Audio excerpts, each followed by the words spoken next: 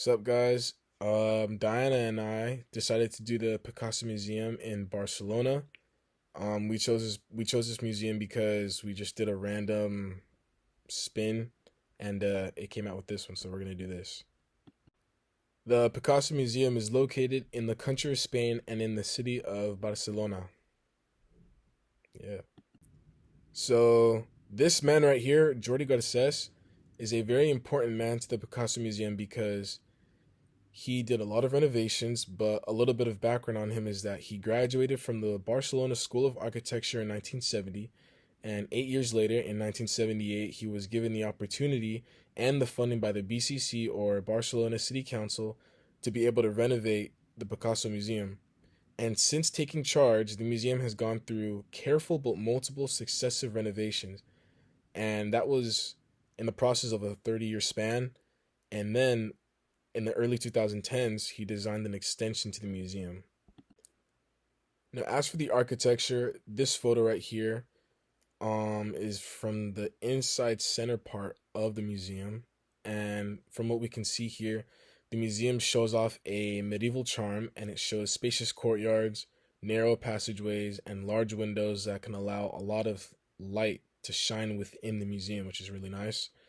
This building features a Catalan Gothic element that has large arches, stonework, and intricate detailing, which we can see on the walls and on this pillar and on the design shape on top of the pillars.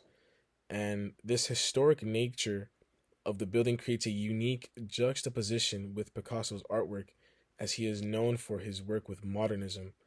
This adds layers of depth to the experience of the museum. As for the early beginnings on the Picasso Museum, here are some early photos of the museum before it opened to the public in 1963. And as we can see from these photos, there was a lot of structural instability within the museum.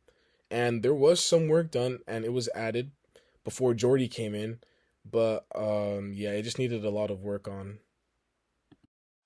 So as for exhibitions, we picked three. So the first one that we picked was from Montmartre to Montparnasse, Catalan artists in Paris of 1889 to 1914. So the dates for this exhibition are from November 2024 to March 2025. So it's still available. This exhibition explores the influence of Parisian art on Catalan artists. It highlights the exchange of ideas that shaped Picasso's early development, offering insights into the broader, broader cultural context of the time. The second one is Miro Picasso. The dates for this exhibition are from October 2023 to February 2024, so this was a past exhibition. This exhibition compares the work of Picasso and John Marro, so casting their mutual influence and artistic evolution. It provides a deeper understanding of both artists' journeys and how they shaped each other's work. And for the third one, we picked Bernard Peluso, Catalan Landscapes of Picasso, and this is also a past exhibition. The dates were from March 2024 to September 2024. This features Bernard Peluso's photographies of Catalan landscapes. This exhibition connects the environments that inspired Picasso's art, bridging photography and painting to explore their shared influence.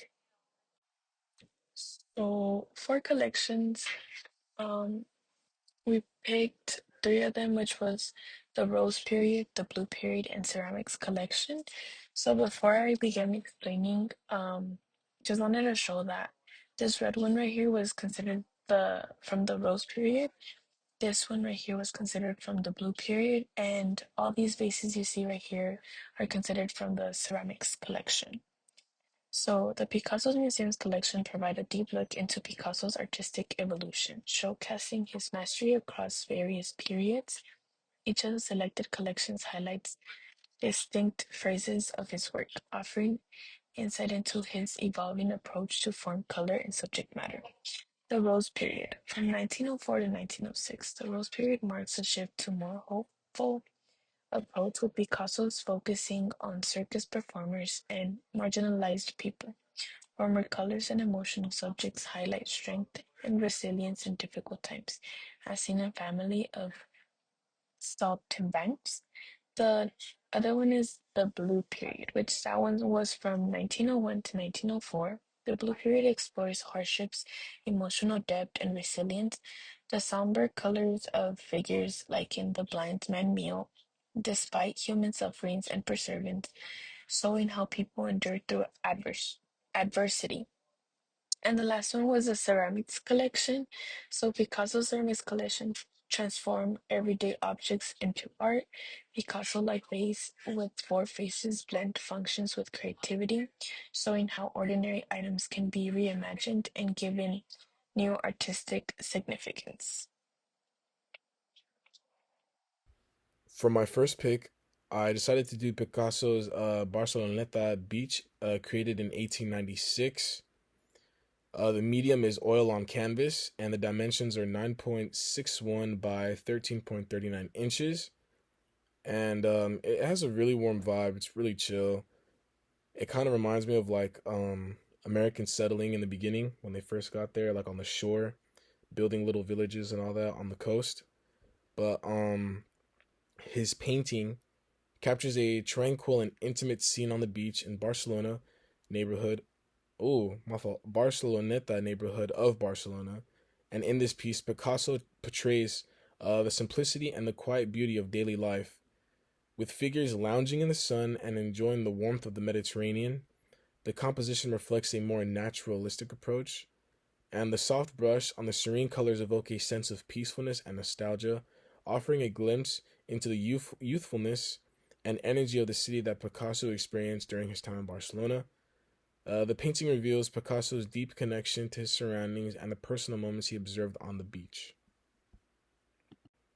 For my second artwork that I picked, I chose Picasso's Man Leaning Against a Gothic Doorway of the Cathedral of Barcelona, made in the same year, 1896, and instead of it being oil on canvas, it is oil on wood, and the dimensions are 8.7 inches by 4.96 inches. And Picasso's striking example of realism, showcasing the influence of his surroundings in Barcelona. The painting depicts a solitary resting figure against a detailed Gothic doorway, a common architecture of the Cathedral of Barcelona. The man, with his exaggerated posture and thoughtful expression, seems both part of the historic backdrop and somewhat out of place, emphasizing the tension between the individual and the timeless cityscape. Picasso's skillful handling of light and shadow adds depth to the figure and the intricacy of the cathedral's ornate stonework, highlighting his technical precision, and the work reflects Picasso's fascination with the city around him and his ability to capture human figure in a rich, emotive context. I picked it honestly because he just looked really cool just sitting there, one pocket in his hand, just chilling. Green pants, brown jacket, added some emphasis to him. I also like the design too because it reminded me of the design that I had mentioned earlier back in the museum, where it had like a little pointy top of the Gothic era, and yeah, that's why I picked it. Pretty cool, pretty chill. So for my first art piece, artwork, I picked La Menina. So the author is Pablo Picasso. The medium is an oil on canvas. It's part of a series. So this series is made out of 58 pieces, where he interprets Velázquez's famous painting. Velázquez's original from 1656 shows the Spanish court with the artist in the background. Picasso breaks down the figures using geometric shapes and abstract to give a fresh Cubist perspective. The series combines Picasso's admiration for Velázquez with his own modern twist. Picasso used in abstract mirrors how identity and heritage can revolve, particularly in post-colonial contexts, just as he deconstructed the rich hierarchy of the Spanish court with his work. Salvadoran culture blends indigenous and colonial influence. The layers of meaning in Picasso's reinterpretation suggests that while history shapes traditions and identities, individuals have the power to redefine and reshape them. The series shows how I can honor my roots while also make them my own, similar to how Salvadorian culture blends the ancient with the modern. So I thought that this piece was like a piece that was representing that, and with all the shapes, the colors, the features, and I just thought it was just a cool artwork. Lastly, for my second piece of artwork, I picked Guernica from 1937. So, of course, the artist was Pablo Picasso. The medium was oil on canvas. Picasso painted Guernica after the 1937 bombing of the Spanish town of Guernica during the Spanish Civil War. The black and white painting shows chaos, suffering, destruction through its distorted figures and dramatic composition. It was first shown at the Paris International Exposition and later became a famous symbol against war. The painting themes of violence and survival reminded me of the Salvadorian history, especially the Salvadorian Civil War. The broken figures represented the lasting effects of conflict, just like how Salvadorian's culture has been shaped by both struggle and strength. Learning about Guernica made me realize how art can capture history and emotion. Picasso's painting shows how pain can be turned into something powerful, just like how Salvadorians have found ways to rebuild and keep their culture alive despite hardships.